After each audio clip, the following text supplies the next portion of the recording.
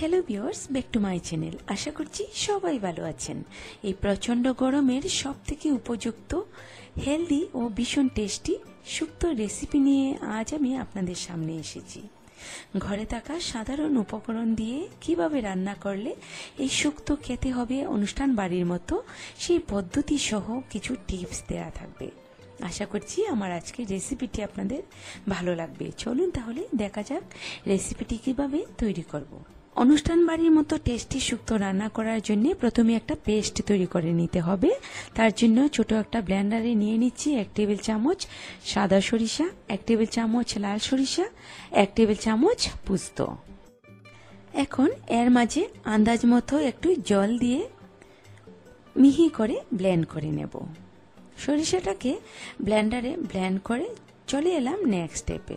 এখানে আমি যা যা সবজি ইউজ করব সেগুলোর মাঝে হলো বরবটিগুলোকে একটু লম্বা করে কেটে নিয়েছি, আর নিয়েছি মাঝারি সাইজের একটা আলু, সেটাকেও লম্বা করে কেটে নিয়েছি, আর নিচ্ছি একটা করলা বা উচ্ছে যে কোনো কিছু হলেই হবে, সেটাকেও লম্বা করে কেটে নিয়েছি, আর নিয়েছি একটা বেগুন লম্বা করে কেটে, আর নিয়েছি দুটো সজনে ডাঁটা লম্বা করে কেটে, নিয়েছি একটা কাঁচকলা লম্বা করে কেটে, নিয়েছি একটা গাজর লম্বা করে কেটে, আর নিয়েছি কিছুটা পেঁপে লম্বা করে কেটে।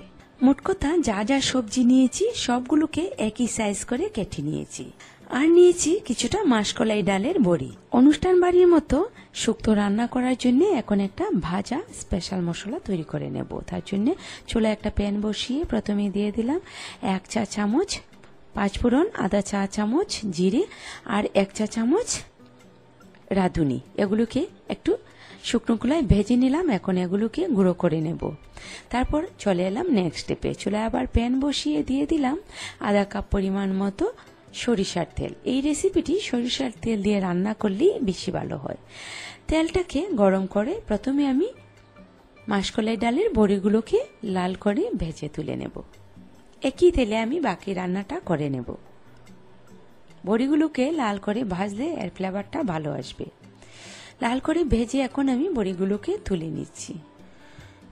বড়িগুলোকে তেল থেকে তুলে এই তেলে এখন আমি ভেজে নেব হলুদ আর লবণ দিয়ে মেখে রাখা করলাটাকে খুব বেশি মুচমুচে করে ভাজতে হবে না, হালকা করে ভাজতেই হবে।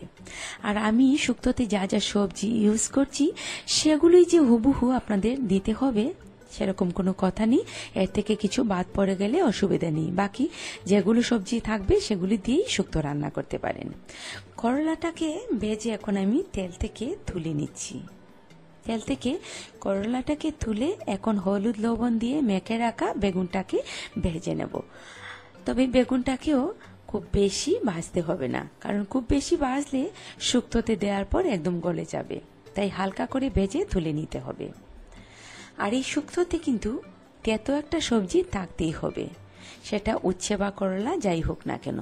তাছাড়া শুক্তোতে আরো যা যা সবজি ইউজ করা হয় সেগুলোও কিন্তু আমাদের শরীরের জন্য ভীষণ উপকারী, তাই তো শুক্তোকে হেলদি এবং টেস্টি রেসিপি বলা হয়।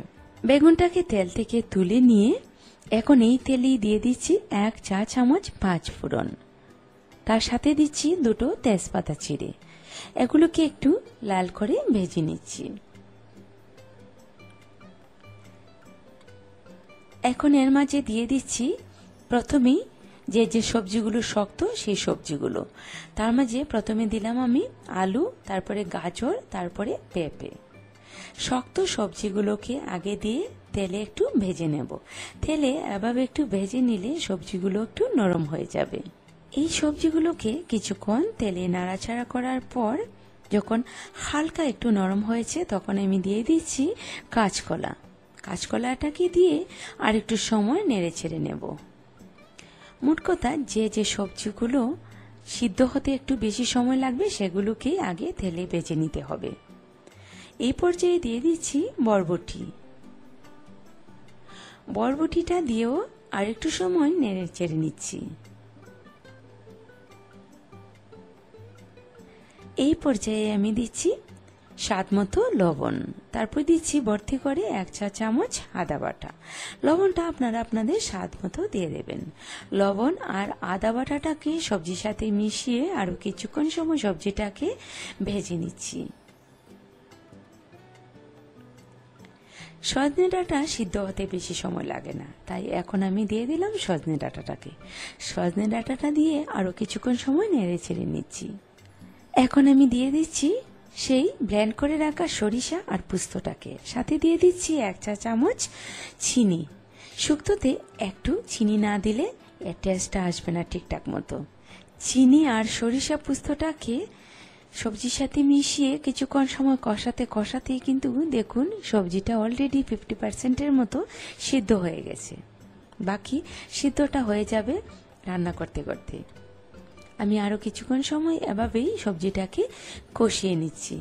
সবজিটা কষানোর সময় ঢেকে দেওয়ার কোনো দরকার নেই। আগুনটাকে মিডিয়াম টু লোতে রেখে এভাবে কিছুক্ষণ সময় কষালেই দেখবেন সবজিটা বেশ ভালোভাবেই সিদ্ধ হয়ে গেছে। আমি কিছুক্ষণ সময় কষিয়ে নেওয়ার পর এই পর্যায়ে গ্রেভির জন্য দিয়ে দিচ্ছি ফুটিয়ে রাখা 1.5 কাপ পরিমাণ দুধ। তার সাথে দিয়ে দিচ্ছি আরো 1.5 কাপ পরিমাণ জল এবং একই সাথে দিয়ে দিচ্ছি ভেজে রাখা বেগুন আর করলাটাকে এবং ভেজে রাখা মাসকলাই ডালের বড়িগুলোকে। এখন ভালো করে একটু নেড়ে দিচ্ছি। শুক্তো একটু পাতলা করে রান্না করতে হয়, তাই দুধের সম পরিমাণ আমি জল দিয়েছি, যাতে করে সবজিগুলো সিদ্ধ হয়ে রান্না কমপ্লিট হতে হতে যে পরিমাণ দুধ দিয়েছি সেই পরিমাণ যেন গ্রেভিটা থাকে। দুধ আর জলের সাথে সবজিটাকে নেড়ে ছেড়ে কিছুক্ষণ সময় ফুটিয়ে নেওয়ার পর এই পর্যায়ে দিয়ে দিচ্ছি সেই শুকনো কলায় ভেজে রাখা স্পেশাল গুঁড়ো মশলাটাকে। এই মশলাটা দেওয়ার ফলে শুক্তো থেকে যেমন একটা সুন্দর ফ্লেভার বের হচ্ছে, তেমনি শুক্তোতে বাড়তি একটা স্বাদ যোগ হবে, যেটা অনুষ্ঠান বাড়ির শুক্তো থেকে পাওয়া যায়। আমি এখন মশলাটাকে নেড়ে ছেড়ে মিশিয়ে 10 মিনিটের জন্য ঢেকে দিয়ে দিলাম। 10 মিনিট পর ঢাকনাটা তুলে নিচ্ছি। গ্রেভিটা কিন্তু আগের থেকে অনেকটাই শুকিয়ে গেছে।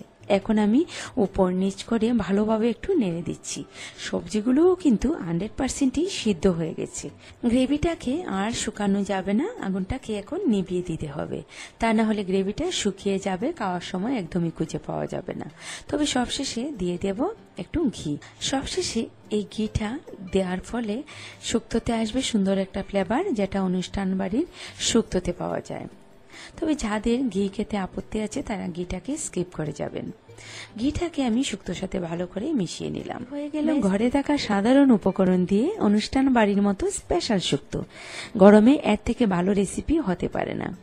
এই রেসিপিটি থাকলে ভাতের সাথে আর কিছুই লাগবে না। ভিউয়ার্স, আমার রেসিপিটি ভালো লাগলে ফ্রেন্ডদের সাথে শেয়ার করে নেবেন। আজ তাহলে বিদায় নিলাম, আবার দেখা হবে অন্য কোনো রেসিপি নিয়ে। সে পর্যন্ত সবাই খুব ভালো থাকবেন।